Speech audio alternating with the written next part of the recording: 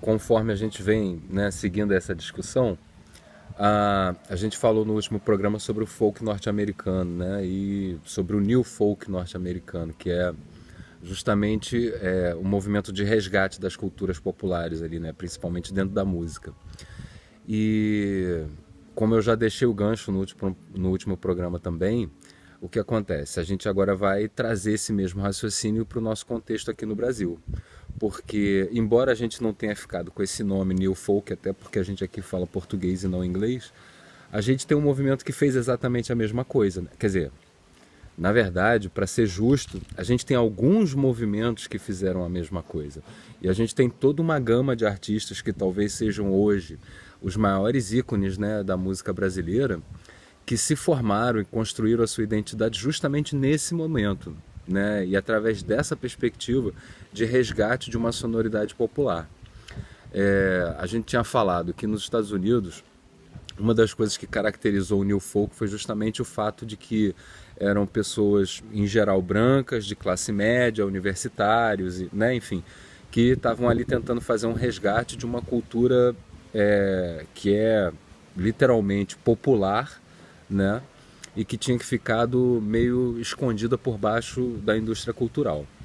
E aqui no Brasil a gente teve uma perspectiva muito parecida. Se você for observar, por exemplo, uns artistas tipo Chico Buarque. O Chico Buarque, o que ele fez nos anos 60 foi exatamente isso, né? Ele fez ali um trabalho de resgate da sonoridade do samba, de antigamente, do samba de raiz, né?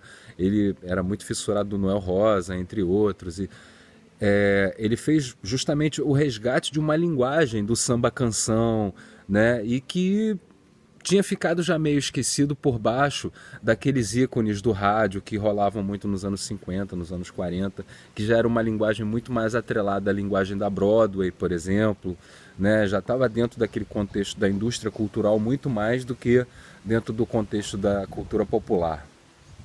E aí, se você for pegar outros exemplos, a gente tem aí o Caetano Veloso, o Gilberto Gil, né, que são, assim, o trabalho deles é muito explícito, né, que eles têm essa perspectiva de resgate de várias sonoridades, principalmente das sonoridades nordestinas, que eles são de lá, né, eles são baianos.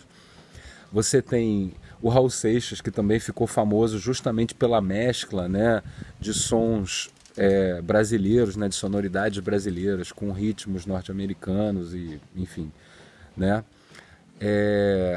E eu acho interessante a gente notar, como eu falei no outro programa, que isso está muito dentro da perspectiva do modernismo, né? O modernismo eu acho que foi uma das grandes influências para esse tipo de movimento ter acontecido.